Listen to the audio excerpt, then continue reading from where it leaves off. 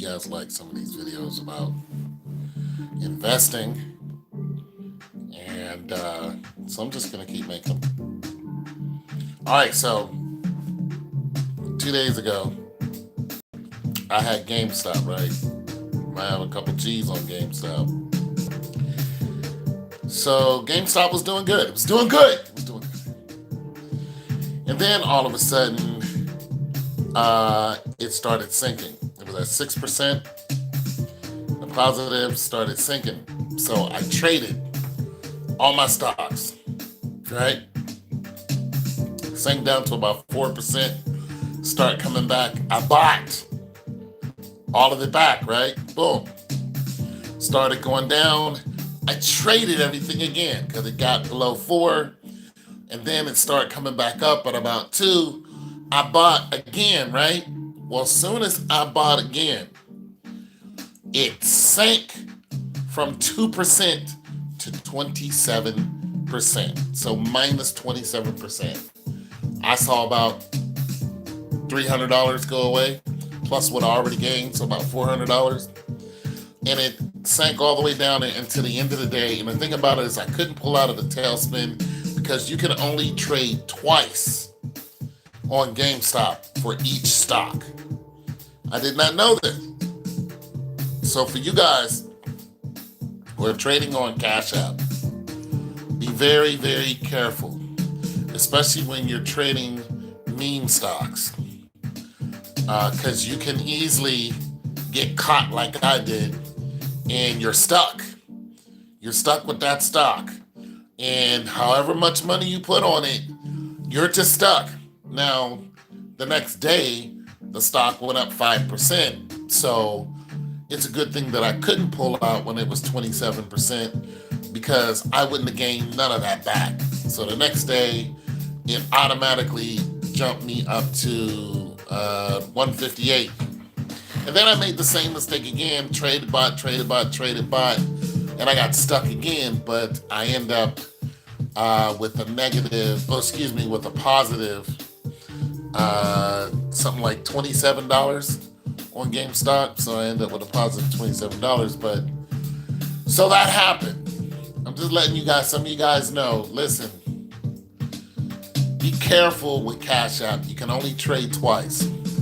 And doesn't matter how big or how small, you can only trade twice. And if you try to trade a third time, it's going to let you almost go through with it. And then it's going to tell you you can't trade. It's just going to have this big old red X. It's going to say you can't trade. This is going to say you can ask why you can't trade, but it's going to be like push OK or learn more. So it's going to say, and you're just going to be stuck. And if, like myself, my portfolio is unbalanced on Cash App, I have the majority of my money on a meme stock, which you should not do. It's just, you shouldn't do that because it strongly affects all of your gains. And you just don't want to do what I'm doing right now. You don't want to do it like this. However, I'm trying to get some of that money back. Well, I did get some of it back. I got all of it back, but I'm trying to get up because at one time GameStop had me up $400 more. So I'm trying to get back up to almost into $4,000. And to do that, you're not going to do that with a dividend stock. You're not going to do it with a fund. You're not going to do it with an ETF. You're going to do that. I mean, if you're going to do that like now, like that could happen now, you're only going to do that two ways. It's either going to be Bitcoin or it's going to be a meme stock. And that's just that. And it's because those two are very, very volatile. Or you can exchange finances, which I don't do. I don't even know how to do that on Cash App. But yeah, so my only way of trying to get, close to $4,000 anytime soon is wait until GameStop sinks again. Hopefully it sinks to, like it did before. It sinks to, dip down to 30. But you already see that it's coming. Once it starts declining and you lose 50 bucks, say, forget it. I'm not going to lose anymore. Pull out of there and just, wait about an hour to see what it's really going to do instead of what I did. I waited a few minutes to start going up. I was like, oh, it's going up. Nope, it went up a few ticks, then boom, sank on me, and I was stuck. So, wait, half an hour or so and see what the decline is going to be. And if it starts declining hard, keep all your money out of it, but keep it on hold. Like, don't take it and then put it in the bank because you have to withdraw it from the bank again. And just leave it on your Cash App. Wait until the end of the day. See what it's going to do. If it sinks all the way down to, 15, 20%,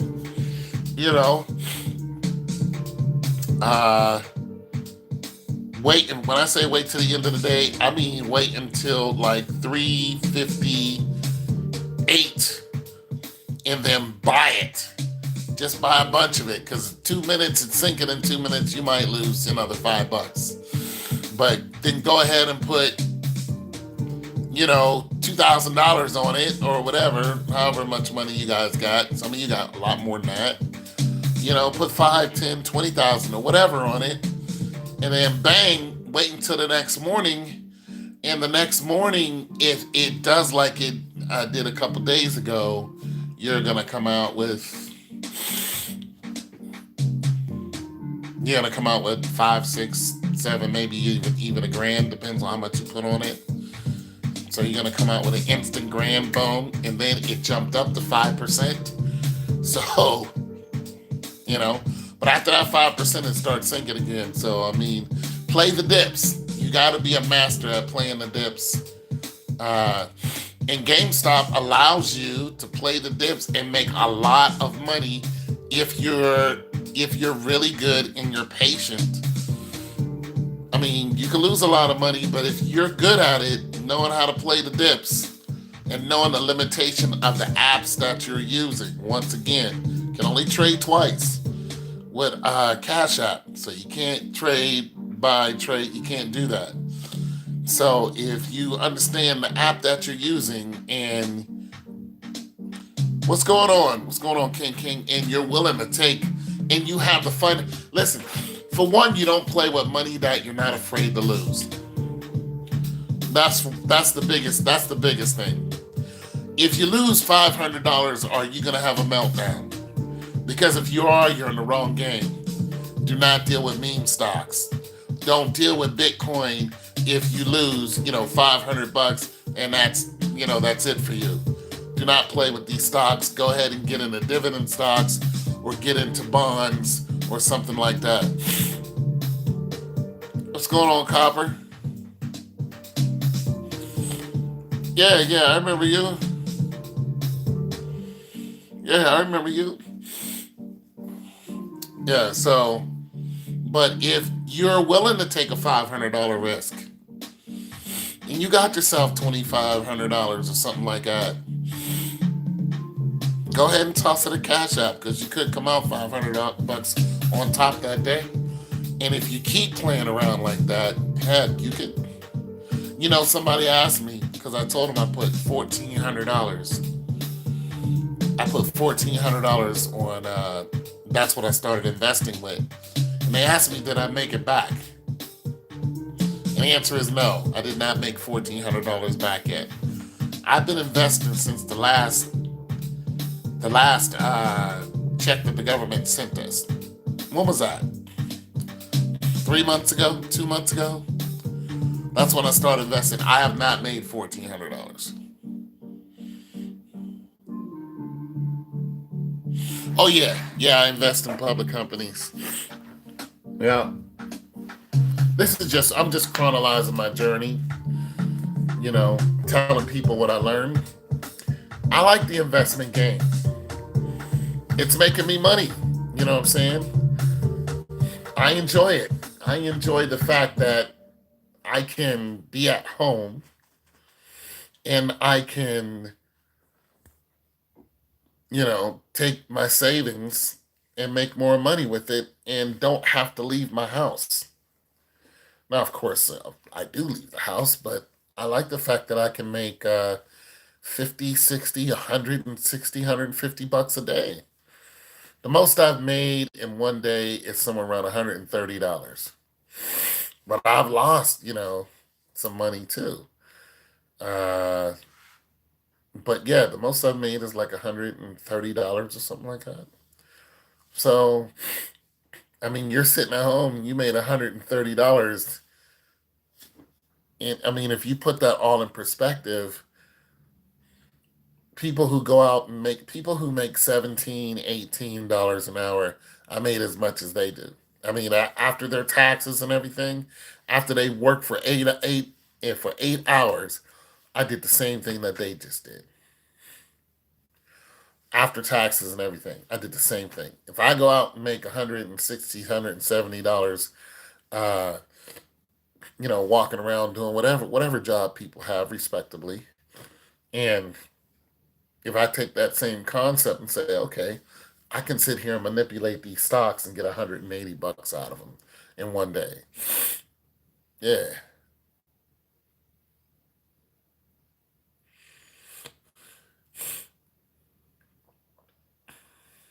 you could start with 10,000 just to invest in. Why don't you? I mean, knowing what I know now, shoot, $10,000, boy, I can shoot. You put that in a couple ETFs, it's over. You're going to start seeing returns immediately, especially if you do it, like say, okay, so the quarters just hit. So the dividend stock quarters are hitting now. I've been getting, I've been getting checks almost every day now. And I'm like, where's this money coming from? I'm getting paid off of the dividends. I'm like, where's this money? $17, $14, $10, $5. If that happens, 10K, I don't understand the question. You could have I could start with 10,000 just to invest some money. Bro, if you started with 10,000, listen, if I had $10,000 to invest, if I had $10,000 just to invest, that's not for savings, that's not for rainy day fund, that's $10,000 that I do not need. That's not checking accounts, no nothing. That's just a flat out $10,000. I would throw that into an IRA. I would. If I'm just gonna have $10,000 to invest, I would throw it into an IRA, and I would get a REIT, which is basically you're investing in property. Yeah, I would get a Roth IRA. So I would get a REIT, which means you're investing in property, and that would be in my IRA. I would get a VOO, which is that's investing in just the Nasdaq, the Fortune 500, the Dow 100, the Nasdaq, the New York Stock Exchange, the Amex. I would get one of those. They're slower, but nonetheless, they're dependable. And I would get an Alerian fund, but I wouldn't put my Alerian fund into. So I would just get an Alerian fund, but I wouldn't put that into my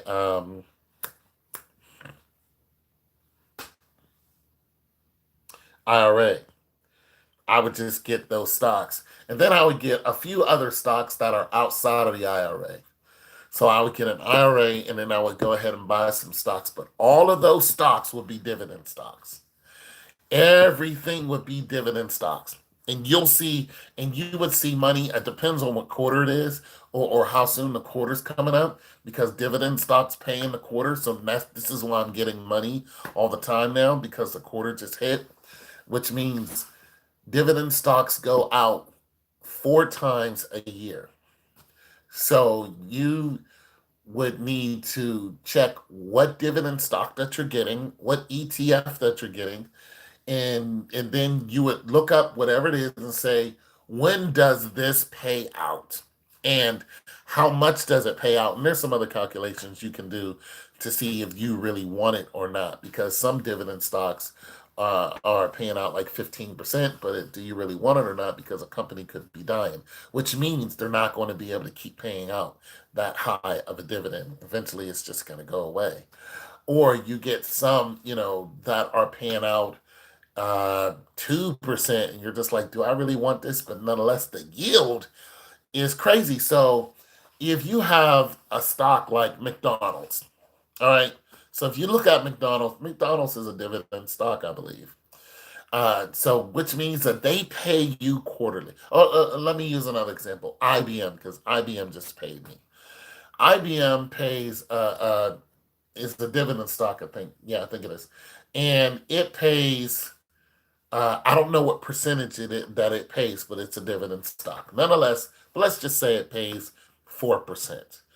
You're like, 4% is, I know that I can get 8% out of, and if I go with an Alarian fund, I can get 8%, or, some others have 9%. Why would I go with McDonald's? Well, because McDonald's is well established, it's not going anywhere. You're always going to get that 4%. Always. And McDonald's, its yield, or what its growth is constant, but its growth is not getting you a lot as in the stock market itself. So it's going like this.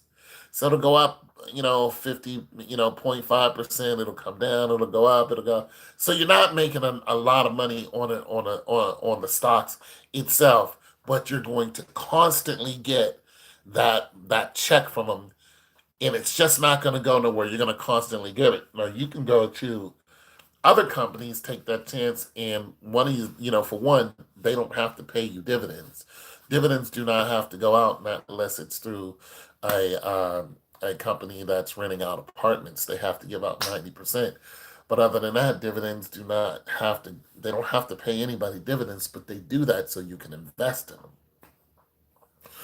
So you really gotta, you gotta calculate who do you want to get dividend stocks from. If you're just going the highest percentage, well, you can do that, but you can't rely on it like in perpetuity. You know what I'm saying? You're taking a chance on that because one day that company just might be wiped out. There goes your stocks and everything. So you really have to be careful with that. Now, you can get, you can, instead of getting stocks from, and just say, I'm going to take my chance on McDonald's, or I'm going to take my chance on IBM. What you can do is you can get an ETF. Now, an ETF is exchange trade funds, and what they're doing is, like my Alarian fund, it is an actual fund. So it's a bunch of stocks that are on the New York Stock Exchange. It's bonds, and things along that line, which means there are some that are highly volatile, and there are some that are middle risk, and there are some are, not as much risk. And it's taking all of these and it's throwing it into a fund, and you buy shares of that fund because somebody else is managing that fund. So when you do that, and this is when like Vanguard will come in. When you do that, you're like, okay, do I want to go with Vanguard? Do I want to go with BlackRock? If you go with Vanguard, Vanguard has a propensity of not yielding you a lot of money. It don't yield you a lot of money, but it's a constant growth. And so people look at it as being safer. Okay, if you go with the Alarian fund, my Alarian fund has yielded me since inception, has yielded me 100 and something like 100, close to like $180 or something like. Let me see, it's yeah, something to that effect. And not and they issue me quarterly dividends of, let's see, I got a check for $14. So I think it's like 8%. So I'm getting 8% off of it, plus it's making me money. And this is why I hold it. Because I'm like, when I look at it, I'm like, Okay, you've gone up and down. Like one time I lost 30 bucks, boom. The next day it went up 40 bucks. I got, $10 out of 2 days. Okay, fine. Next day it went up another 30, 35, 40 bucks. Just with that one. And I'm looking at it going, well, I'm doing a lot by just I'm learning. I may lose a couple dollars, but I'm learning and learning and learning where to put my money at and shifting money around. And I'm like, okay, I lost $100 here. How can I get it back? Next day, I get $150 back. And then I'm constantly getting these little small checks, and they're adding up, and I'm like, where's that money coming from? Well, you know, I've only been doing this for a couple months, and I'm already seeing a return. And I've already fell into some of the pitfalls. And I just go back on YouTube, I start listening, I'll call up a banker and I'll ask the banker, stuff like that. And so I try to get all around advice, and then I just share it with you guys like, okay guys, this is the mistake I made. Do not make this mistake. Because to me it's all about all of us learning. And this is why I chose to use my check that the government sent, because the government sent all of us that check. And I told you guys, like, this is what I'm going to do before I even got that check. I said, you guys, I'm going to invest. This is how I did it. I went and opened a whole different bank account to do it. Uh, and I wanted you guys to not be like I was. I don't know, so I'm afraid.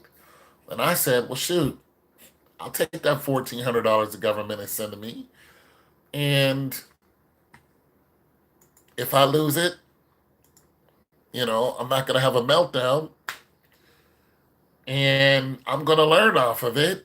And because I'm into the flip game. That's how I make my little bit of money. I flip things over. I take things, fix them, clean them up, and I flip them. That's how I make my little money. And the stock market is the biggest flip game on the planet. And that's all it is. It's just flipping products. So yeah, that's what it is. It's the biggest flip game there is, and that's why I love it. Because you can lose your shirt, but if you keep your savings away from your stocks, then you're not going to be broke. If you're taking money, and another thing, okay, and if you have a hustle, you got your main job, right? You got that money coming in. You already know that money's going to cover your bills, right? Let's just say you had a hustle, and your hustle was making you $1,000 a month. This is just your hustle, right? This is just a little something you do on the side, you enjoy doing, and it's just a hustle. You taking that money, you're buying, your girl whatever with it, or you might, what I'm saying, whatever. You're buying little stuff with it, but you're noticing that the stuff that you're doing with your little hustle money, you don't need. It's not a need for it. It's just a want.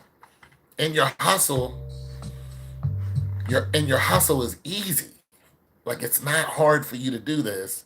And if you want to, you can ramp that up and make $2,000 a month. It's just an easy hustle. It's like being on YouTube or something. It's an easy hustle. Like, man, if I wanted to spend more time on this, I know I can double my income. But the only reason why you don't is because you just like, it's just a casual thing.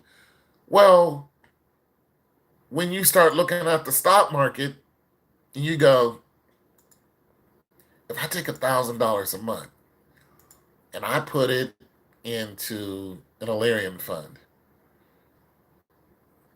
what will I get out of that? Well, the answer is 8%. 8% of $1,000. You're going to get 8% on the year. So every 4 months, you're going to get a check that's 2%. You're going to get a 2% check of whatever you put into it. Then you start doing the math. you start going, well, shoot, if I make another $1,000 and put it into the same one, just that one ETF, and I do the same thing, you're just like, now I'm going to get another 8%. Boom. I'm going to get another 8% a year off of the same ETF, plus it's growing. That ETF is constantly growing. Listen, even if you lose $25, that ETF turns around and gets you another $30 that next day. And 8% of 1,000 is $80.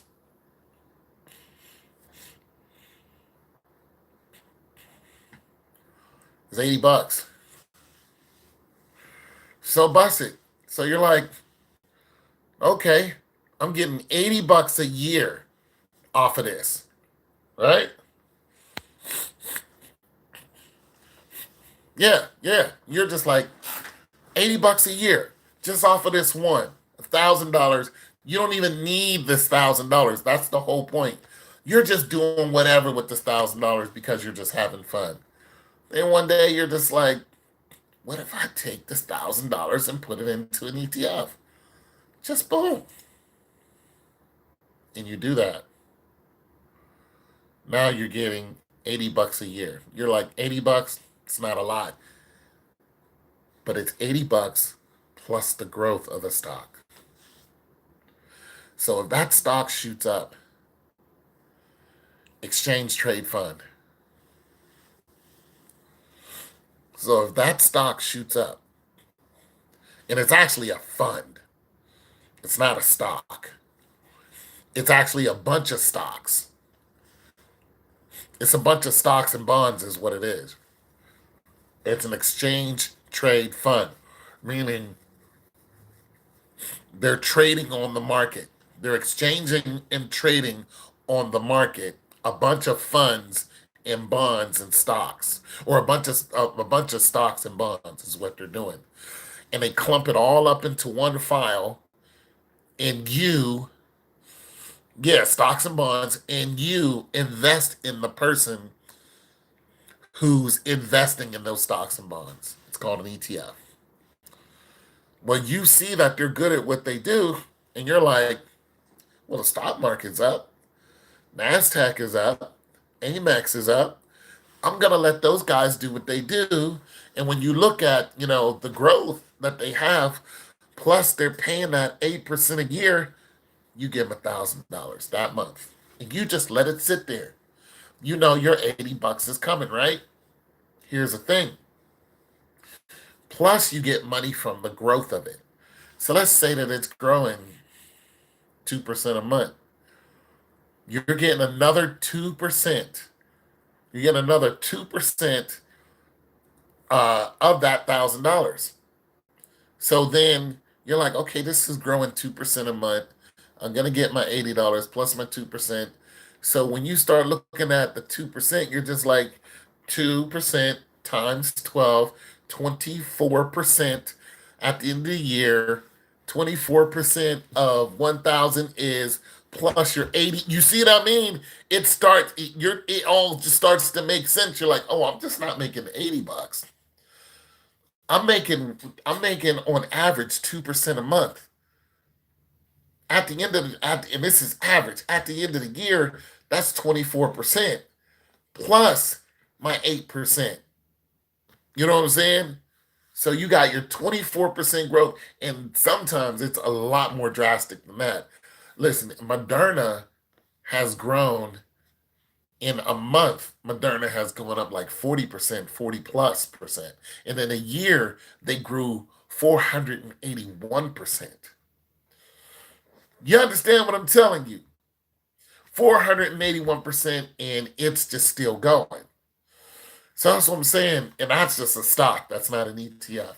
So I'm saying, like, you got to look at the percentage of growth and then look at the dividend that you're getting, and then it starts to make sense to you that at the end of the year you're getting a lot more than just your $80. And then when you compound that when you compound that with another, 500, 600, and you working your way up to another 1,000, say it takes you 2 months to get that 1,000, boom. You go ahead, boom. You put 500 a month on it. And every month you put 500 on it. Boom. Because, that's just your chill money. You put 500, boom. So by the end of the year, you done put another 6,000 on it. Now you got 7,000. So the next year that rolls around, you're gonna get 8%. By the time you hit 10,000, that $80, you put another zero behind it, 10,000. Now that $80, it's $800. And that's within a year. If you can just take $500 and keep putting it on, the same ETF is growing. That's within 1 year. Now you're not getting $80. Now you're getting, you know what I'm saying? Because now it's 10,000. Now you're getting $800 plus the 2%, bro. It's just simple math. Plus it's growing 2%. So if it's averaging a 2% growth, play some music. So if it's still averaging a 2% growth, uh, the next year you're getting 2% of 10,000, which is a month. You're getting 2% growth a month, and then at the end of the year you're getting a 12% off of that. Well, 2 times 12, you're getting sorry, a 24% plus your 8%. It's just boom, boom, boom, and you just keep doing the same thing. And if you do that for 7 years, you'll be able to pay all your bills with just your ETF. That's just one. That's just one ETF. It's simple math. You'll be able to pay all your bills. So let's just say your bills were $2,000, where you can pay your rent. In about 7 years, you'd be able to pay your rent, whatever it is. If it's $2,000, you'd be able to cover all your basic bills with just one ETF that you have $10,000 into. And that's the goal. That's the goal. So, and it's highly doable. If you're a working person, especially if you're young, it's highly doable. I'm not even a working person, and I'm doing it. I'm not a working person. I'm not. I'm an old man on disability. Just playing around with whatever money I can get a hold of. Have mercy if I was one of you.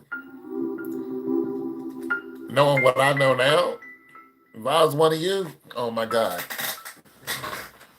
And had a job paying me $40,000 being by myself, I don't need $40,000 to live.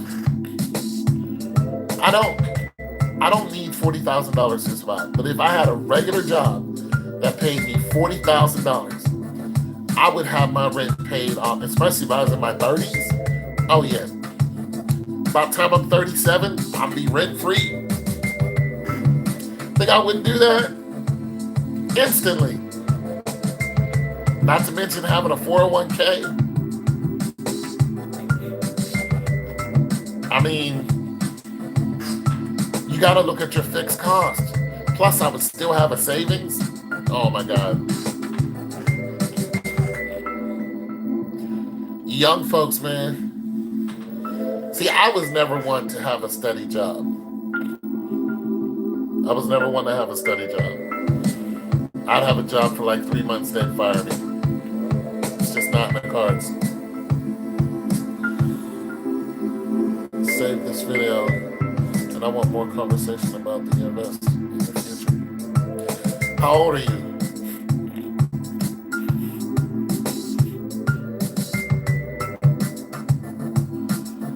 How old are you?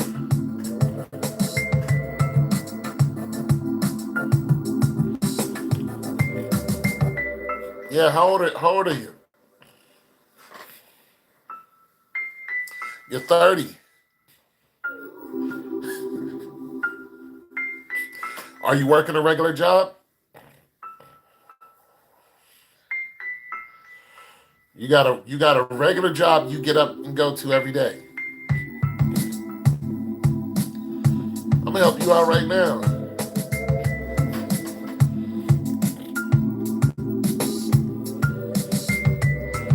Yeah, I'm gonna help you out right now. Do you have a regular job? You said, okay, so you're a non-traditional worker. You work off a prevailing wage. That's when you make most of your money. Or prevailing wage, right? Prevailing wage. You say you used to do construction. Okay, so what are you doing now, though? I mean, if you don't have no money, just say you don't have no money. So I don't have no money. I don't know where to start. That's where to start. That's what you do. You're like, I don't have no money. And that's where you start. If you're living on welfare, that's where you start.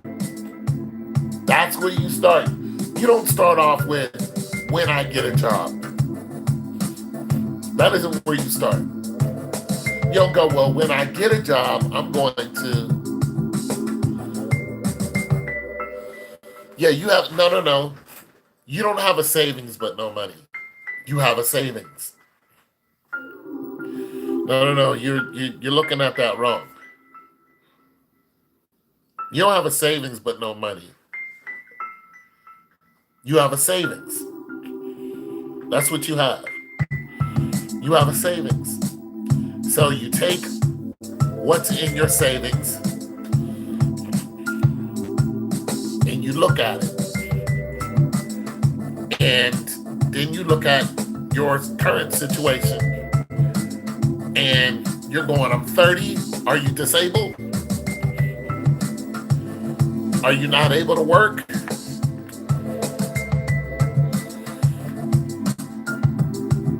Because if you have a disability, you should be getting disability. So are you getting disability? Or is it just that there's no work right now where you live? Because if there's no work where you live, then you need to move. Because I don't understand what that means. Yeah, if there's no work where you're at right now, you need to travel and go find money. You need to go somewhere and find money. Yeah, you need to go somewhere and find money. If you're disabled, you need to file for disability. You need to call a lawyer. A lawyer's going to come over and he's going to help you get disability. If you're unemployed, yeah, if you're unemployed, that's one thing. We don't need to call me. I'll tell you everything right here. Well, see, I don't want you to tell me anything personal. That's why I'm doing it right here because other people are going to listen to this and they're going to be like, okay, I'll take this advice. If you're unemployed, listen, I've been unemployed before. I'm like the king of unemployment. You know what I'm saying? Maybe there's a temporary service around. If there's a temporary service, call them tomorrow. Hell, you can go online right now and apply. I mean, I was in and out of garbage cans at 4 o'clock in the morning for temporary services. I was out there getting it. You know what I'm saying? Getting it. Working for temporary services, hustling, kicking my ass, getting injured at work, all that. Getting talked down to, hating life. Hating life. So I know the drill. All right. However, I had to get out there and do it. People threatening to kill me for no reason. I don't have to do that anymore. All right. Because I'm disabled. All right. But nonetheless, I'll do it if I have to. But I'm saying, call a temporary service up. Go apply through a temporary service. Yeah, but all the things you're telling me is what you used to do.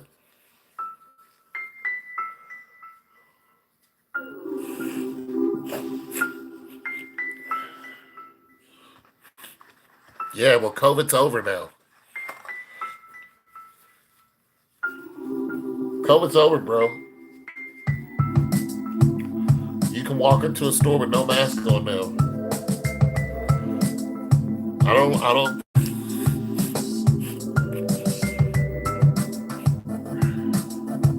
It's over. You're 30. It's time to go. It's time to go. It's time. You're 30 years old. If you're not hurt, like when I see people standing on the corner asking for money when you're coming off the freeway, when I look at them and see that they're able-bodied, I don't give them no money because my back is killing me every day. But nonetheless, I'm out here getting it. You don't get nothing from me. Now, I've had some people ask me for money. Yeah, people do. I've had some people ask me for money and standing at the corner store. Yo, bro, can you help me out? I'm like, you can help me deliver this stove. I'll give you $10 if you help me get the stove out of this basement I'm going to. The guy was like, I'll do it. I was like, yeah. We went and got that damn stove. I paid him his $10. I gave him my number. I said, call me when you want some more work. I used to have this guy who used to walk around here and ask people for money all the time. I said, I'll help you. I said, I'll help you get money. You come work for me. That's exactly what he did. He worked for me until he couldn't. My neighbor too. I was like, hey, you want to make $50 today? He was like, yeah. That guy works for FedEx. He'd be like, yeah, I'll make $50. I go wake him up. It's 10 o'clock. Let's go. We got an hour trip. We're gonna deliver a fridge. You're gonna get $50 from me, and that's it. He was like, "Yeah, let's go." So I'm not really the type to just hand out money, especially if it's an able-bodied young person. You 30, nah, you can come get this money. You can help me get this fridge in this house because you can help me get this double wide up in this house. You can help me get this 3-door up these stairs. You know what I'm saying? I'll give you listen, I'll put $60 in your pocket. I'm not gonna give you no $5. You wanna make $60? I need your muscles. Let's go. I need your back because mine is killing me. Here you go. This is where we're going, boom. And we will go up and deliver that fridge, and I paid him cash. Ow, down, bow, bow, bow. $60. Call me when you need some more work. Yeah. Yeah. That's what I'm about. That's what I'm about. Yeah, when I got a delivery, sometimes that delivery is a little too much for me. Especially if I know I'm about to make. If I'm about to make $600, why would I not give you 60? In some cases, I can't do it on my own. I mean, one time we had to take a double wide up 3 flights of stairs, and we had to carry their old refrigerator down the stairs. There's no way I would have made that money. And the first time we tried it, we did it the refrigerator. I had to go get her another refrigerator. I had to sell that one for cheaper because we did it. I sold that thing in 2 days. I bought her another one in 2 days, bought a whole different fridge, and it had to be a particular fridge. She was looking for a GE only. I found her a GE, went and bought it for $150, sold it to that lady for $640. Gave the guy $70. I paid him $70 for helping me get it up the stairs. 75 actually. And then they gave him a tip. He made $100 that day. And he worked for it. That's what I'm on. I don't do the whole standing at the corner. Hold on a second.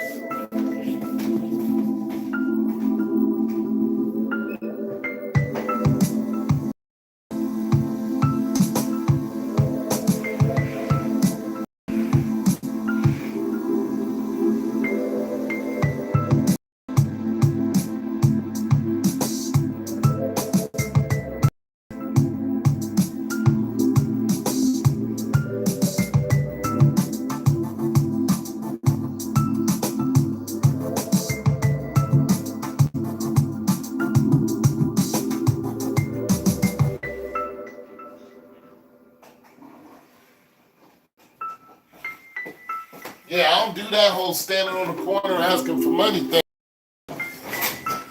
shoot, I'll put you to work. I got this big old fridge in the back. Yeah, we gonna do some work. I took this one couple down. I was like, you guys want to make some money? Help me deliver his fridge. Him and his girl came with me. I paid both of them. And we needed her because, you know, there's things up under the fridge. You know, you gotta, you know, you need small hands. You know, she was on her knees. We delivered that fridge though, $640. We delivered that big boy. We got it in that house. It was a beast. And that's because we delivered it the wrong way. But we got it in the house.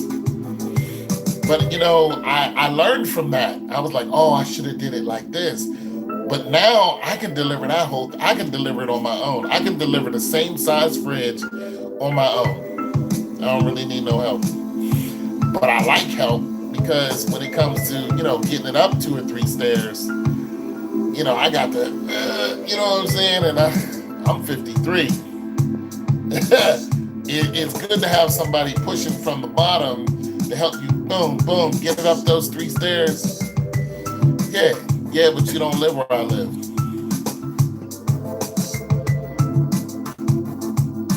You don't live where I live. Man, I like that joint. Yeah, you don't live where I live, or I would hire you. I'd be like, yo, Copper, we got a delivery. I've had to turn down a couple $100 because I couldn't deliver it. The fridge was too heavy. Yeah, but I'm in Ohio.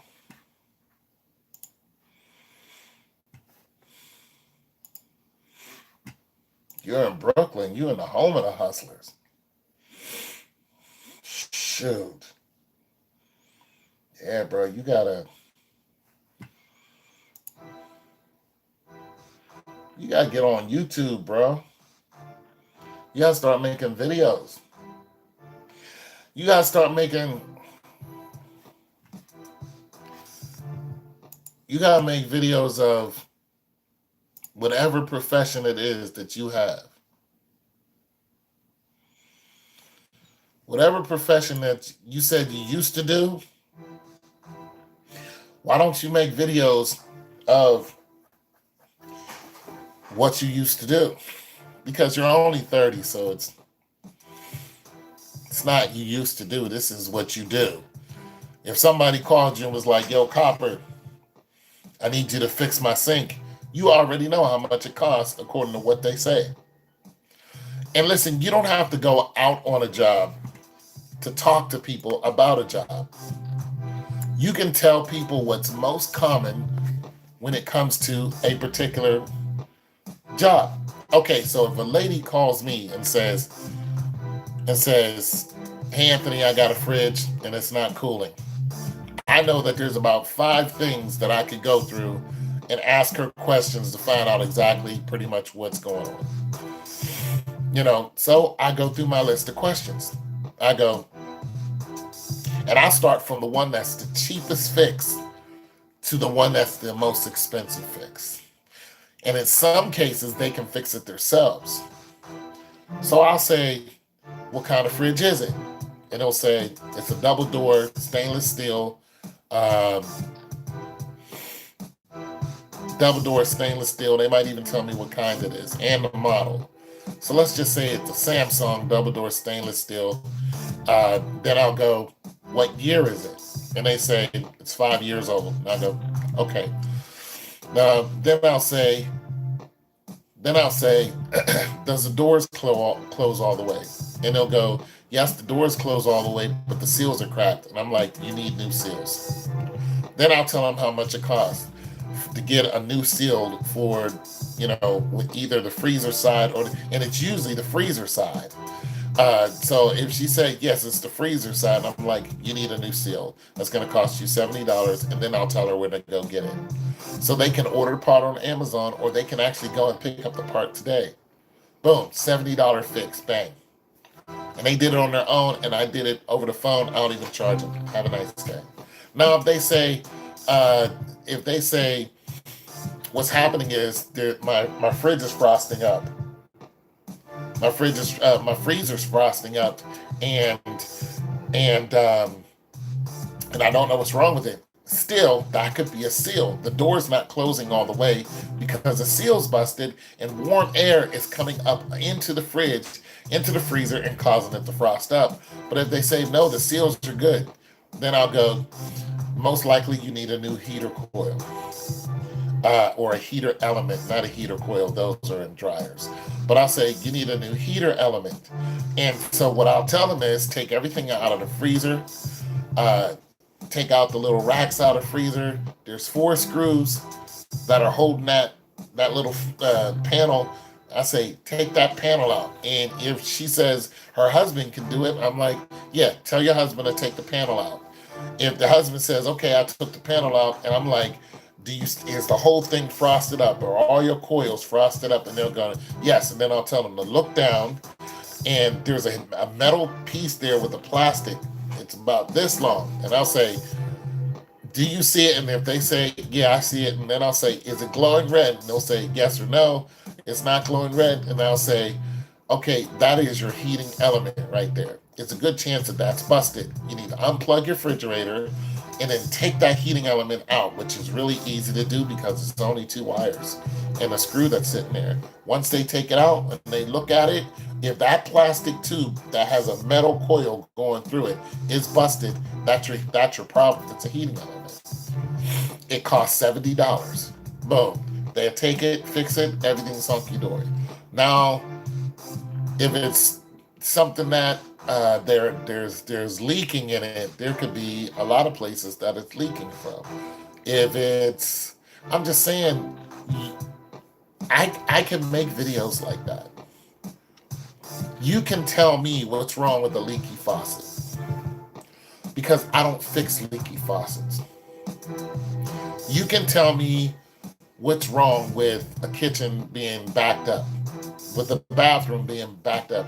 You can tell me the best Drano to use to unclog a kitchen sink or a bathroom toilet or whatever. You know these things because this is what you do.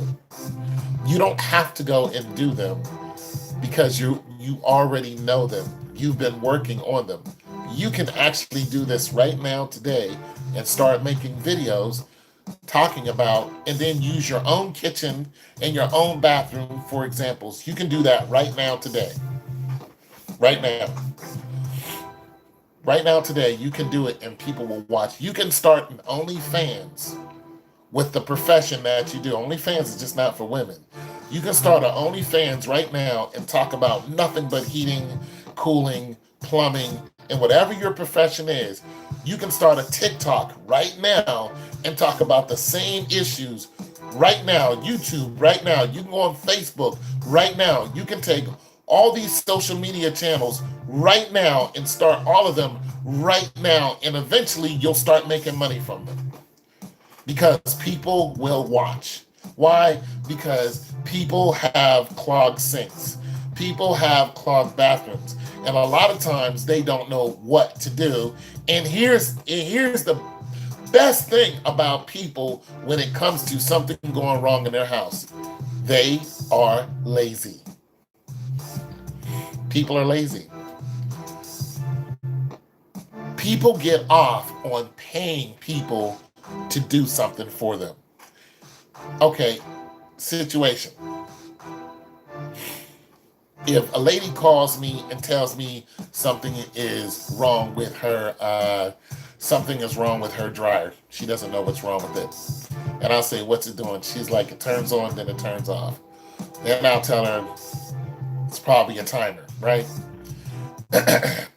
She can have her husband do it, but a lot of times they'd rather me come and do it because they like paying somebody to do something, especially if you're a professional. Now, I'm not certified, but I'm more a professional than the husband who is doing his dad and husband thing. He's busy. He's out doing whatever he does. He I don't know. He works on other stuff. He does other stuff, but that's not his thing. So don't call me. I'll come over, take a look at it, assess the issue. Boom. This is what it is. They get off on that. They're thankful. A lot of times they'll tip you for that. Boom, bam, boom, boom, boom. I had one lady wanted to pay me extra money for getting rid of her old refrigerator. And I told her, you don't owe me any extra money. What are the chances if she needs another refrigerator or her friend needs another refrigerator that they're going to call me? High. This is how I make money. I don't make money off of the item. I make money off of the customer service. Customer service is by word of mouth is the number one way to make money because neighbors talk to neighbors. When I was delivering the fridge one time, a neighbor came over and she looked at the fridge that the lady was going. She was like, I need a fridge too. I just sold a fridge last week to a guy and he bring two other guys with him to help load it into his truck. And when I opened up and showed him the fridges, and the guy looked at the fridge that he wanted. The other guy was sitting on the truck and he was looking at the other fridges I had. And one guy went and opened them up and looked at it and saw that it was clean. And he told me, he says, I'm going to need a fridge too. He's like, how much is it? I said, it's $500. He was like, I'm going to need one here soon. What's the chances that he's going to come and get a fridge from me? And his friend just bought a fridge from me and I gave him a warranty. I gave him a warranty on a used fridge. What's the chances that they're going to come back to me and buy another fridge? So you saying that you don't have any money.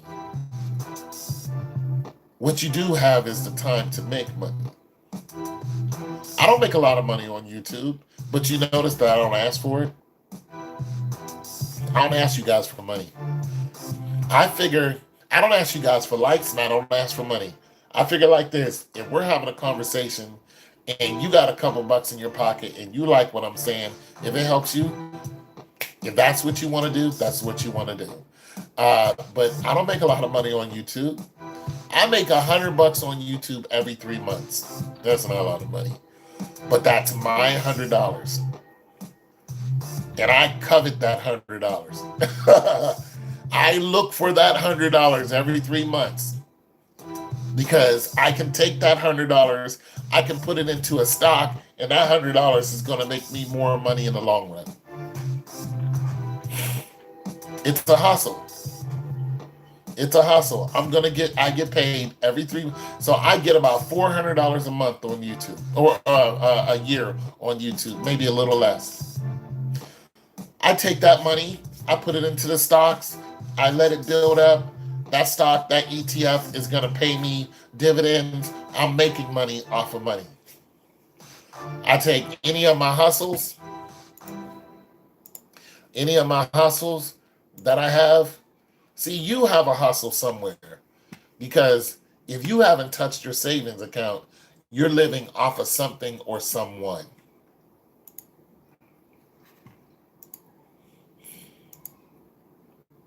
That's what you're doing. You're living off of something or you're living off of someone. You're benefiting in some kind of way off of because you're still alive, you're still eating. So it's either the government, a girlfriend, mom, dad, someone's paying something. And all I'm telling you is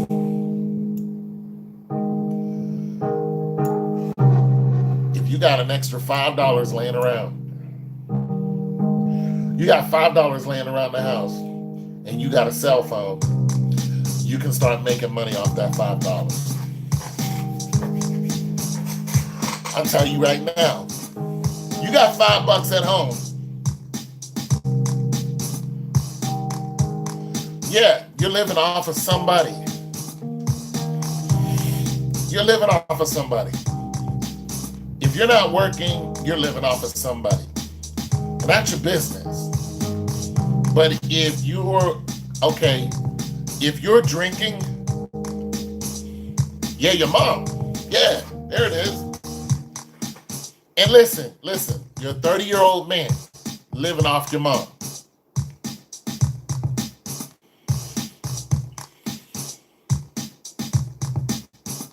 Your mom should be living off of you. However, COVID hit, so understandable.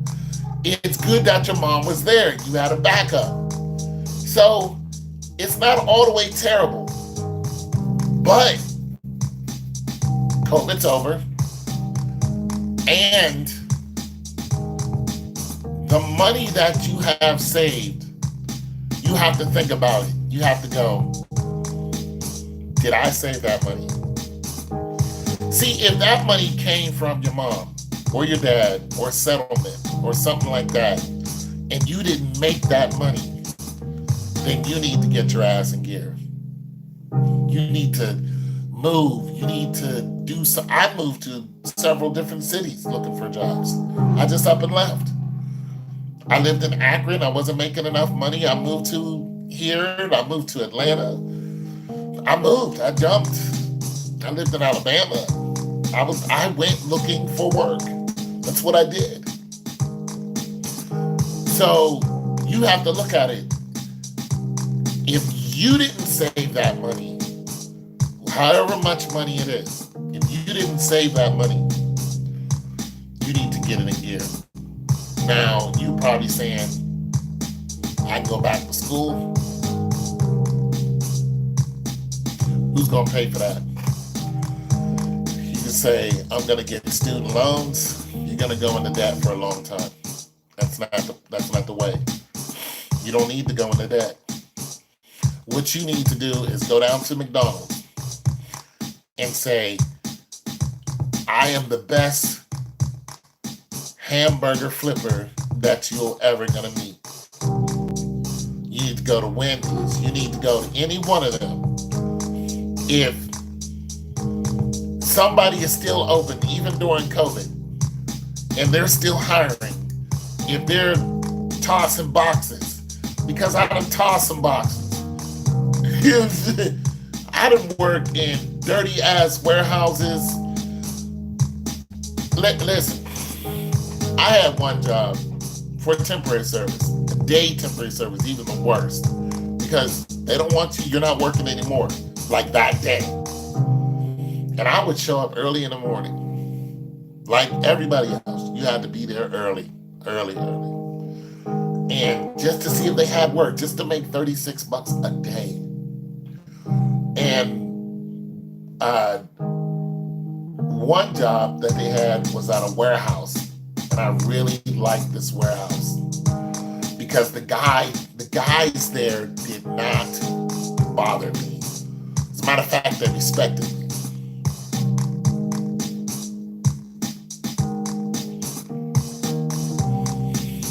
Oh yeah, bro. Listen. So I'll get to that. Craigslist was my. Anyway, so these guys wouldn't bother me. They respected me. So they would request me because they knew that I would come out there. I cleaned the toilets. I washed the floors. I walked around that whole warehouse with a dust mop, and I cleaned the hell out of that damn warehouse. And when in the wintertime, they needed, listen, in the wintertime, they had some snow that was blocking the sidewalk, and they needed it cleaned. And I went out there and I cleaned out, I mean, it was piled up deep. I was, they was watching me the whole time. They were just like, what the hell? I was slinging, I cleaned that out there in no time. I would take the garbage out, the whole nine. They were like, we want this guy. And then when some other guys came in, they noticed that I had it good because I worked that whole place. I mind my business. I was quiet. I did whatever. And one guy was like, yeah, you need to replace him with me. And I told that guy, I said, you need to leave me alone. I'm telling you right now, you're not going to take my job. And I worked that job, and they didn't even know that I was educated. One day they had asked me to type something. I got on the computer and was like, they was like, damn, Like, this dude is something else. I was like, yeah, I'm doing this because I need to eat. Now, as far as Craigslist is concerned, I started hustling on Craigslist. I got tired of being fired. So what I did was became a brand ambassador, and I still get emails from them people today. And I mean, I could have done a job last month that would have paid me $1,700 in a week. As a matter of fact, I just got an email from them that was paying $1,700 for one day. I used to do that constantly. Now, if you're in New York, bro, if you are not disabled, heck, even if you do have a disability, you can still be a brand ambassador. Bro, I used to be a model. Of course, I was, 70 pounds lighter. But that's how I started off, modeling for a car company. Just standing there and handing out pamphlets in the mall. Getting money. Getting money, son. Yo, I used to do tours with these companies, and what would happen is they would say, okay, so I would wait till their tour came to Cleveland. I would roll up to Cleveland and work for them for 12 days or 4 or 5 days, and they say we're going to Akron next, and I would be like, hey, where's your next stop? They're like, Akron. I was like, can I be a brand ambassador? They were like, yeah, just meet us there. Boom. I would follow that tour. I followed one tour all the way to Texas. I made $3,000 in a week. Bro, I was getting checks while I was still working. My checks were like $800. Bro, if you're able bodied, bro, you got, nah, brand ambassador just opened up again. Bro, nah, bro, nah, bro. You live in New York. Nah, bro. They got one guy out. He's outside cleaning. This guy does is outside cleaning people's shoes. Makes $900 a day. Right there in Inland. Nah, bro. Nah, bro. Something else is going on with you. You might have some, you know, I don't know, something else going on with you. That's your business. But man, I'd have made some money off of Craigslist. Just doing odd jobs. One guy would hire me just to come help him fix sinks and stuff around the house. He would have these housing jobs and he would be like, I need help. I'd be like, okay. And he would pay me an honest wage. Boom. Listen, one time on Craigslist, I used to love hustling on Craigslist. Man, if my body wasn't messed up, I still would be doing it. I used to love hustling on Craigslist. And I would travel all the way across the country hustling on Craigslist. It's just beautiful, especially when you couch surf and people are like, yeah, you can stay at my house for 2 nights. Oh, you no hotel? Oh, bro, man, I was hustling on Craigslist. One time on Craigslist, these guys were looking for someone to help them. They were roofers, and what they were storm chasing roofers, and they came from Colorado. And what had happened was there was a hailstorm here, real bad, dented up a bunch of properties. So those people needed their roofs fixed. So these guys came in, rented a house. It was about five of them. You had two sales guys. They would go out and say, hey, we see that your house is dented up. We can fix it, blah, blah, blah. They would get their insurance check. Then they would pay these guys an insurance check. These guys would take part of that money, go hire a crew of roofers, Latinos, and then order all the stuff that they need and fix the people's house. Boom. And then they would hire me for the odd jobs and odd jobs like picking up the extra materials. So say there was like some bags of shingles that they left behind or other materials. I would have to take that stuff and take it back to where they bought it from and get the receipts so they can get that money back because they didn't need those materials. And I was doing this in the dead of winter. Now check this out. I did not have a vehicle. So they said, don't worry about it. You can use my truck. So I was driving around this guy's truck because they just needed to work to get done now. And they saw that I would get out there and do it all. They was like, hey, this lady needs a faucet. I would go out there and fix their faucet. They would pay me. Uh, this person over here needs their door screens. I figured out how to do door screens and window screens. Boom, pop the door and window screen in. Bam, bro. They paid me $500 a week, and then eventually, because my car had got hit, eventually I had got a nice little paycheck. I went and bought me a new Chevy, and I bought me a nice computer. And those guys was like, "Damn, that computer's nicer than mine." And I was cracking them in the head. $500. Boom, let's go. I was measuring roofs from the ground. I would have to climb up on 30-foot ladder. Bro, nah, bro. Nah, bro. Something else is going on with you. Because you could listen, if I could do it, anyone can do it. And here's a beautiful thing. Here's a beautiful thing. You're at your mom's house. You can do nothing but stack. If your mom isn't climbing in your face and up your behind every day about you living with her, if your mom is enjoying the fact that you're there, because empty nest is a thing. Not all parents kick out their children because they know eventually those parents are going to be alone. So they're not so quick to go, get out, you're 18. They're just like, no, if you want to stay here, that's fine. Because we're getting old. And when we get old, we don't have the muscles to go out and do the yard every day. So it makes economical sense. Hey, not to mention, now you have two sources of income instead of just one. And the mortgage still has to get paid. Yeah, okay, boom, you're working at home. Okay, there you go. But I'm saying, so parents aren't always so quick to kick out their children, especially during these times. COVID-19 woke up a lot of people and made them realize we need to team up on life. All this independent stuff, like there's a lot of women who realize real quick we need husbands. We need we don't need homegirls. We don't need homegirls. We don't need that.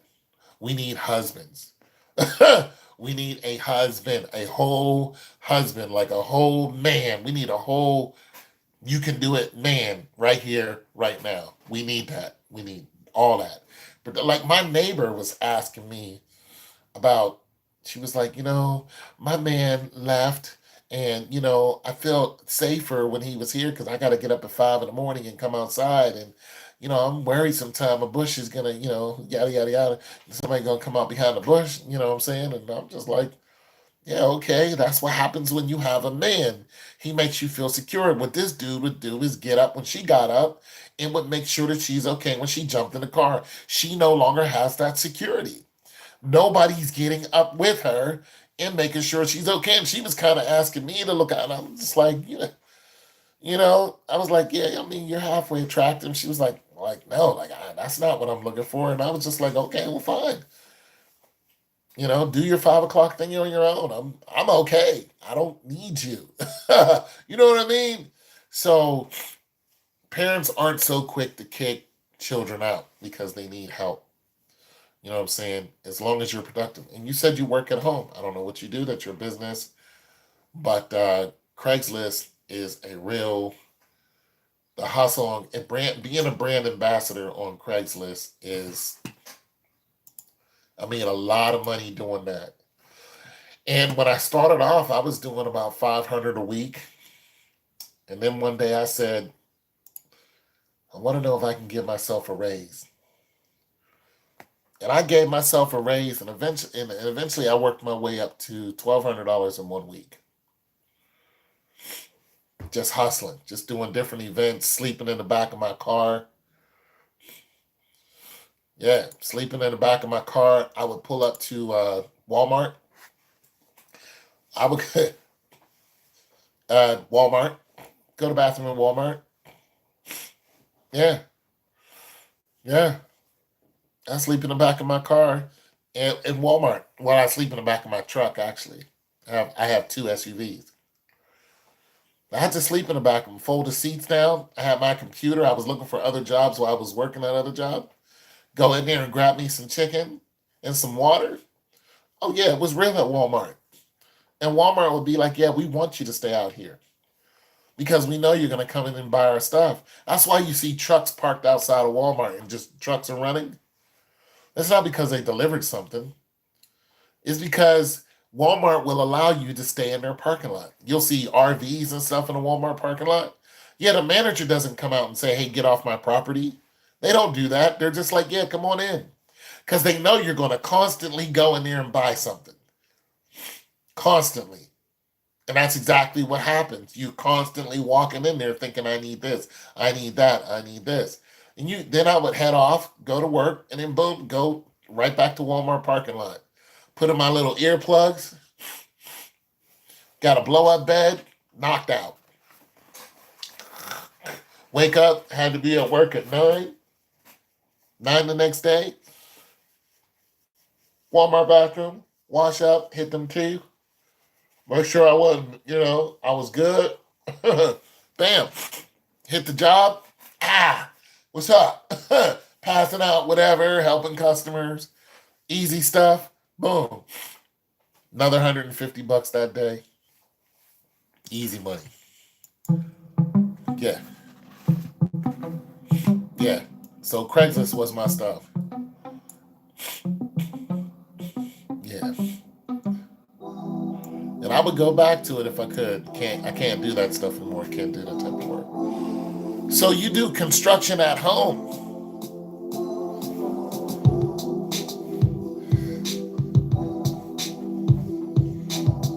You do construction at home. Yeah, but you ain't got no money. So whatever you're working at home and ain't got no money. No, we need some money, bro. Give me some money, bro. Give me $500, bro. Give me $500 so I can invest in it. Give me $500. Give me $500, bro. I'll open up an IRA for you.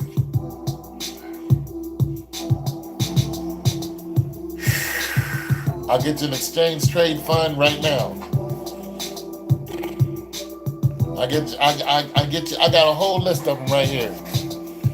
I got a whole list of exchange trade funds right here. That's my list of exchange trade funds. Give me $500. Give me $500, bro. I'll get you some.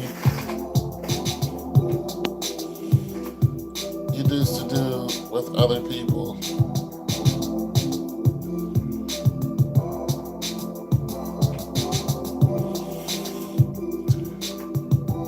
To do what with other people?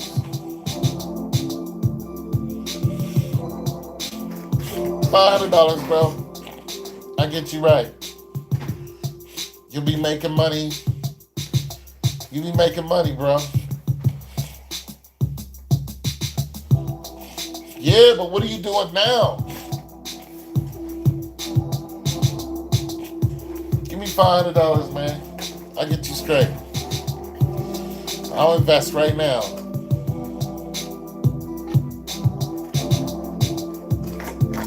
Work with your uncle. Okay. You got $500?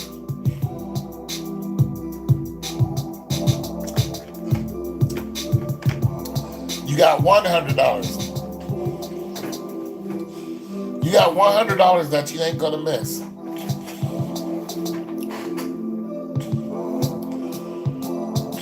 We'll start off with that. Give me $100. I'll put it into a fund for you. I won't even charge you. I won't charge you until it's up to $300. Then I'll take 1.5%, which is like $30 a year. I'll take 1.5% of whatever the gross amount is, just for managing it for you.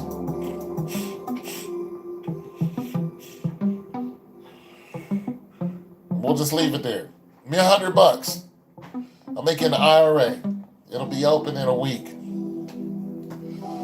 Or I'll just put it on a stock. I'll just put it on an ETF. Hell, I'll put it into my Alerian fund. I get 8% off of that. Boom, I'll put $100 into the Larian fund. Right now. I'll do it right now. $100. And I'll hold on to it. You have 10,000 to save it. Hey, give me $500. Give me $500. I'll put it into an ETF. Yeah, I'll put it into an ETF. I'll open up what I'll do. Okay, I'll show you what I'll do.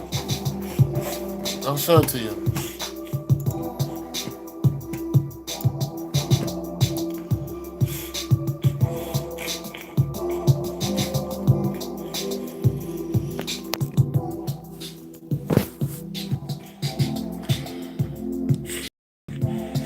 Show you what I'll do.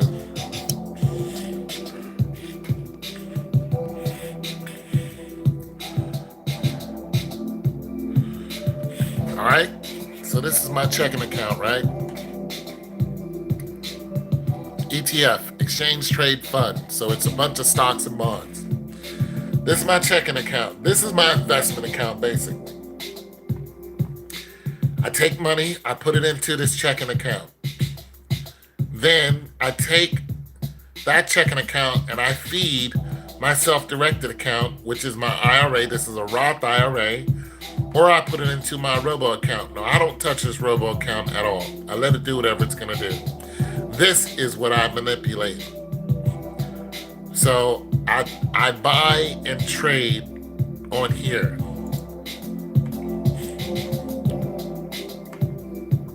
This is lets me know my position.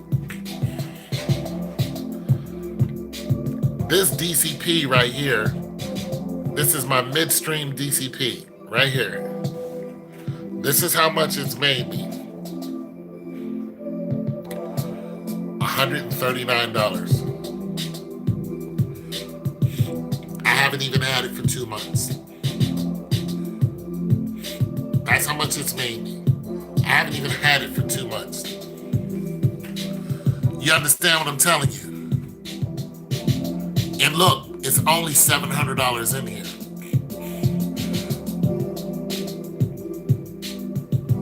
And this is just one. So if you had, $1,000, you put it into this DCP right here, you'd be making more money than me. And eventually, my next couple sales, I'm putting it all into this DCP. Because it's making me money. This is mine. This is my money now. And this is in less than 2 months. You feel me? All I do, as soon as down here, look. So this is how much money I've made. Like I said, less than 2 months. Now, sometimes down here, you'll have a cash section. And when it says cash, it'll be like $17, $18. I know that I got a dividend. What I'll do is take that and I'll go ahead and buy more on these DCP. The next one is a REIT. It's basically real estate. See, I'm making money off of these. But look at that, $139. Like, I'm not playing what I'm telling you. Like, so if I want to buy something else, I just go up here and then they're gonna ask me, what do I want to buy? These are what I already have. If I wanted to buy more of this midstream right here, this DCP, I would just click on it. I would go buy, market, and then quantity, 1 day. And then they tell me the value of it, which is $35, but I don't have any cash because I reinvest all of it. So if I wanted to buy more of this right now, I would go out, I would look at my checking account, This is for investments. And I say, okay, I want to buy $30 or I want $35 out of this checking account. I would go over here, I would transfer money.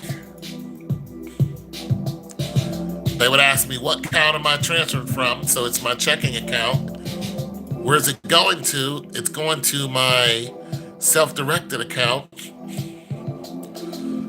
They're giving me the date. I would put in the amount that I want, which would be $35. And then it's a memo, so I would just say DCP. So I'm putting, my DCP. It's telling me what my current contributions were for the year. And then I would hit next. And then by the next day, there would be $35 available to me. There'd be $35 available to me coming from my checking account, going into my self-directed account, which is this. This tells me my positions. This tells me what it's been doing. And this tells me from start to where I'm at now.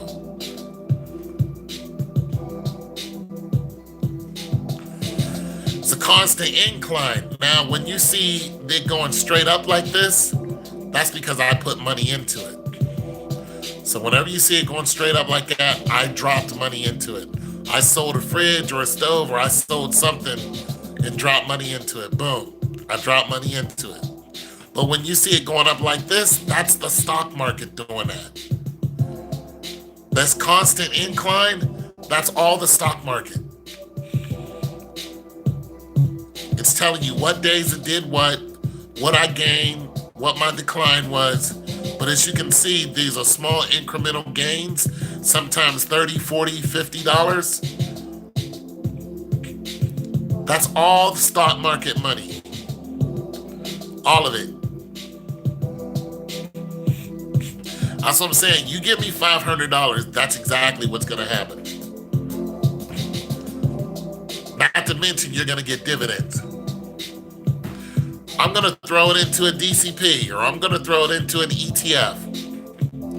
I'm not going to throw it into a REIT or a VOO or an MPIFF because these are slow movers. I'm going to throw it into something that's going to get you, $100 in 2-3 days. Then it might lose $20, $25, and then the next day jump $35, then $40, then $50.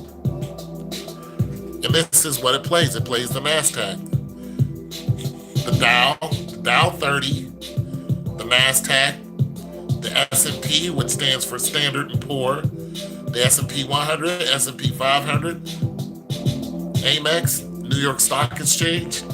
That's where that money's coming from. So I'm not just talking. I'm actually making money off of the stock exchange. But like I said, this is a self-directed account, an IRA self-directed account. Here's a beautiful thing about this IRA. This is how much money I've made so far. And like I said, this is in a couple months. Let me bring this into perspective.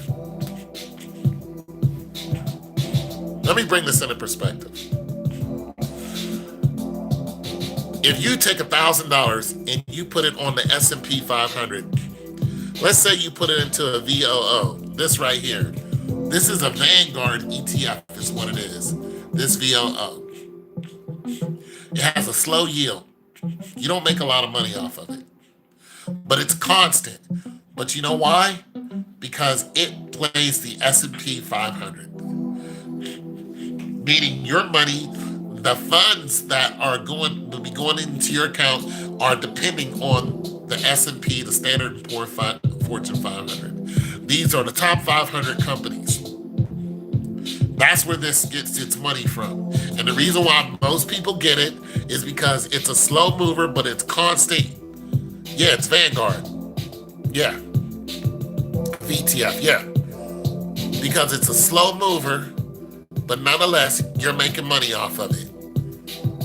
It's not as volatile as this DCP, but it doesn't make as much money as this DCP either.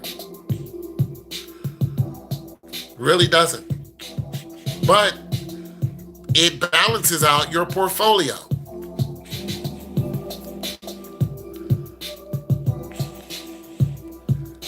Now, most people are going to make on the stock exchange, most people are going to make 6%. So you're going to make $60 a year off of your $1,000. You're going to make $30 a year off of your $500 if I put it into a VTF. If I put it into this VOO right here, you're going to make $30 in a year.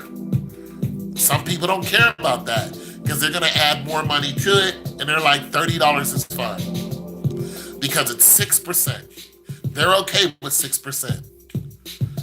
However, me, not so much.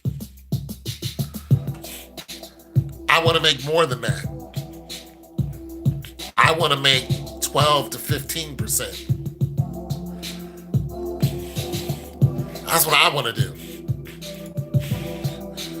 So because I want to make more, and I want to get this number to be higher, I'm going to go ahead and manipulate this. I'm going to find out what ETFs I could use, what REITs that I could use, because REITs pay out 90% of what they get,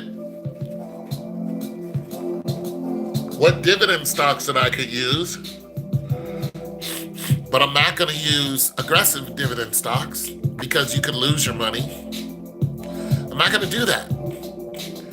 I'm going to use dividend stocks that are not volatile. But I might just use that one dividend stock. You feel me? So if Tesla is going up and I feel like I want a part of Tesla, I can just go and get part of Tesla and invest in Tesla. If I want to do that. So I can go down here and say, I want to trade. Go over here. Tesla. It's not an ETF. I don't know what Tesla's symbol is. What is Tesla's symbol? There it is. So Tesla, right? It's telling me how much Tesla is. It's telling me if Tesla's up or down. Well, it doesn't tell me how much Tesla is right here, but it will over here. So buy, market. I want to buy 1 share of Tesla. I want to exchange it today.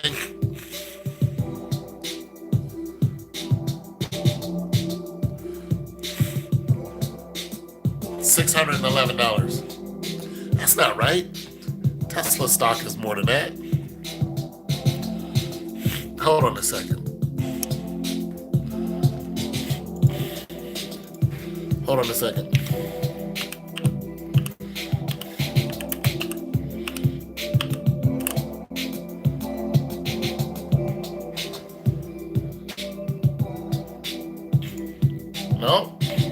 No. Okay, my bad. It is right. Tesla, 609. My ETF had it at 611. So there's Tesla right there. Yeah. So 611. I'm saving the video and learn from the video. Hopefully I give to the... I'm trying to tell you, you look, you don't even have to give me your money. You don't have to give me your money because I'm not trying to take advantage of anybody. I'm trying to school you guys especially you young people, that if my old broke self can come out here and learn this and make a few dollars, so can you. You could learn this stuff in no time. You gotta call a banker. That banker's going to ask you, okay, you call your bank, right? Your banker's going to have different departments. I like that song though. Your banker's going to have different departments, right? Your customer service, you say, hey, the customer service is going to answer, and you're going to be like, yeah, I want to know how to open a self directed IRA. That customer service person is going to say, okay, let me transfer you. They're going to transfer you to somebody, and that person's going to say, how can I help you? And he's going to say, I want to know how I can open an IRA, right? And they're going to say, how much money are you talking about? And when you tell them $5,000, they're going to say, hold on, let me get you to the next person. Because the person that you're talking to might not be the $5,000 guy. The person that you're talking to could be the $250,000 guy. Even though your IRA will only allow you to put $7,000 into it,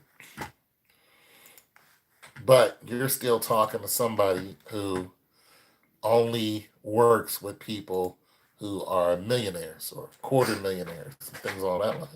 So you get to the person who is on that level, and then you talk to that person and you start picking their brain and saying, what is an IRA? Yada, yada, yada. Sometimes they're going to tell you to do some homework, which you should do. And other times they're going to explain it to you. It's going to be very dry conversations. It's not going to be excited at all. But you start writing some of those things down. So you write some of those things down, and you know exactly how much money that you have. Listen, if you have $10,000 that's sitting around doing nothing, you're if you have $10,000 that's in the bank right now, into what you call a savings account, your $10,000 is being eaten out. Why? Because the bank charges you. The bank charges you just to have a savings account. You can't tell me that they don't.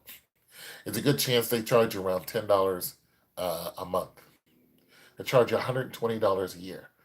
You don't believe me? Call your bank. They're charging you $10 a month. That's what they're doing. Every time you use your debit card outside the area that you should be, use another. Doesn't matter if it's your mom, your grandmom, sister Susan, brother Michael, whoever, wherever your mom or your money is, if it is a savings account and and they're not a veteran, they're not uh, uh, AARP or AAA or something. If they don't have a specialty clause that tells the bank don't take your so what? That's your mom, bro. Bro. That's your mother's money. That's not your money. That's your mom's money. That's your mother's money.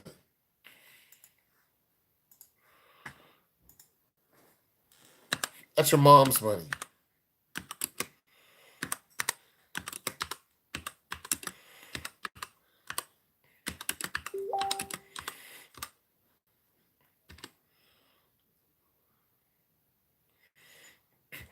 No, I'm not taking 100.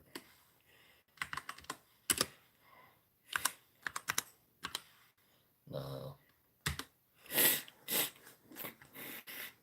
that's your mother's money, bro. That's your mother's money. That's not your money.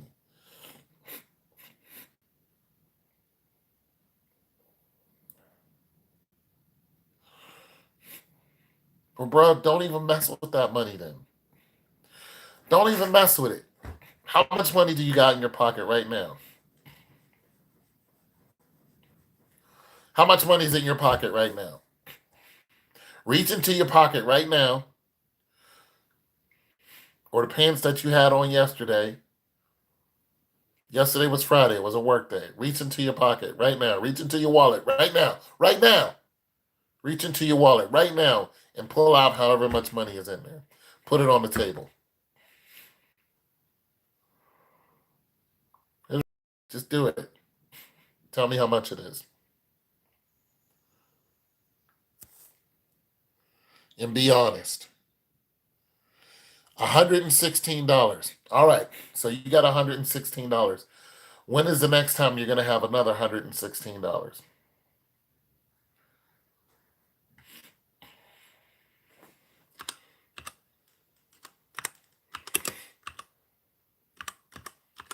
When's the next time you're going to have another $116? You got $116. When's the next time you're going to have another $116?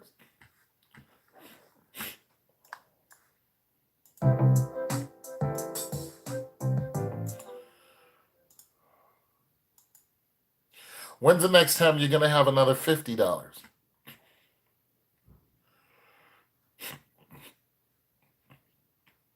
There's got to be a next time. There's got to be an increment of time. That 100,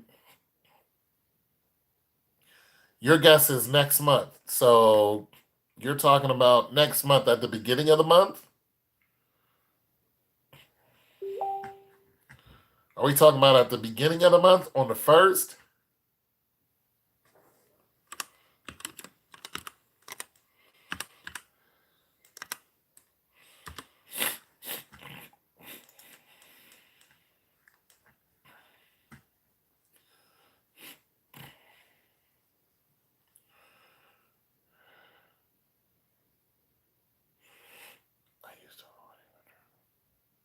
Driving lessons?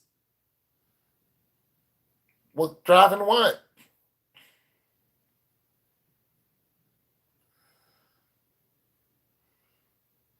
Bro, I thought you said you was 30 years old. You playing with me, bro. You playing with me. You're younger than that. Yeah, you're young. You're not 30 years old. You're not 30 years old.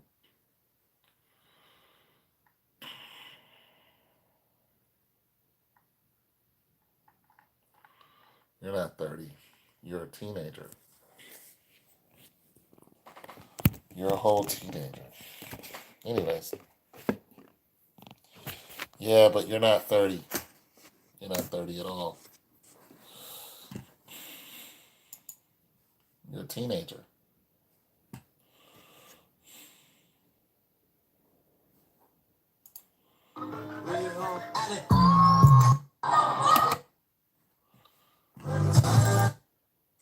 You're a teenager. Anyways. Yeah. So, the stock exchange. If you guys got any more questions, just let me know. I can talk stocks all day. I love it. If you guys aren't playing the stocks, you should. If you guys got some extra cash just hanging around that you don't need. What's going on? Yes, have a wonderful day. Yeah, if you guys got some money you don't need, you guys got yourself. You want to know something? When I invest, I don't use a lot of money to start investing with. I'll take $50 and I put it into something. That's what I do. I start off with $50. Hell, I can make that right now. This guy's asking to buy my refrigerator. He only wants to pay me $100 for it. I'm like, nah. I'm not gonna sell you my fridge for 100. Give me 150. All I got is 100. Keep your 100. I'll wait. I'll wait for my $50. I want my $50. You know, these guys always try to cheapskate you. You guys got yourself 50 bucks? Go on Cash App and start investing with 50 bucks. If you got yourself, if it's a dividend stock, you'll make money. Just set it and forget it. Get an IBM stock for $50. Get $50 worth of IBM. You'll make money. 50 bucks of IBM. Do not be afraid of the stock market. Be afraid of being broke. Be afraid of that. Be afraid of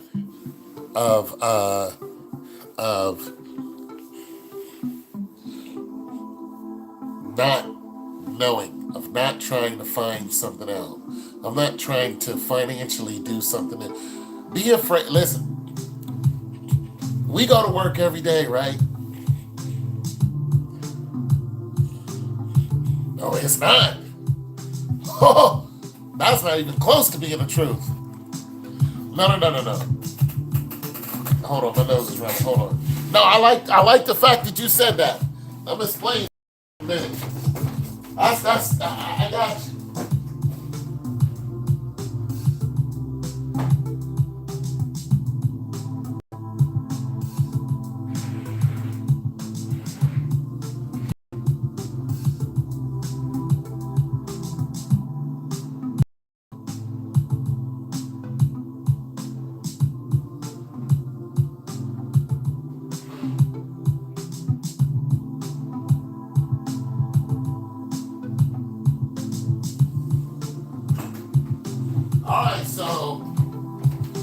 All right, so you said the stock market is for rich people. Okay, so here's how the rich people live off the stock market. Here's what they do.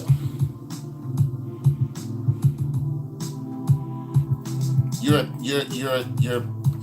a teenager though. You're a teenager. I'm not calling a teenager. Okay, so who was that time? Michael. Yeah, okay, Michael Jackson. Okay, so check it. Here's how rich people live off the stock market. All right. So what the rich people will do, I'll open up my account again. I'm hungry. I'll go into my account again so I can illustrate better. And I need to get something to eat. Daddy's hungry. Daddy gets hungry. Daddy gets hungry. Daddy get hungry. Okay, here's how rich people live off the stock market. This is my account, right? This is my investing account. This is the account, the majority of this money is in investments. This is not money that I go and buy candy with or go and buy new shoes with. That's not what this money here is for. This money is strictly to make more money. This is the checking account. So it goes into a checking account, then I take it and I invest it into one of these accounts, but majorly this one. This is my IRA, which means it's long term. Okay? So I take money, I put it into my IRA. My IRA, I can fill this up to $7,000 each year. After 5 years, when I can take this money out without penalty is at the age of 59. So that's 5 years for me because I'm 53. But I can make more than one IRA. This is how much money I've made so far. This is my estimated annual income because this fluctuates. So this is my daily gain loss. So I could have gained $30 yesterday and might lose $25 tomorrow. That's why this fluctuates. This is how much money is in there. And this is from its inception, which was, I start off with $240 and I started in April, on April the 12th. So April, May, June. That's, in today's the 12th. So this is less than 2 months, pretty much. Now, all of these increments is me winning and losing money on the stock market until it jumps up like this. When it jumps up like that, that's because I put money into it myself. Because I noticed that I was making money, but not a lot. So I put more money into it. And the more I learned, the more money I put into it. And every time I sold a refrigerator or two, I put money into it. And then boom, boom, boom, and went up and down, boom, and went up and went up and went up and went up and went up. This is how they make money. So this DCP right here has made me $139, right? This is my DCP midstream. What the rich do is they don't throw $800 out of DCP and get dividends from it. They throw 800,000 out of DCP.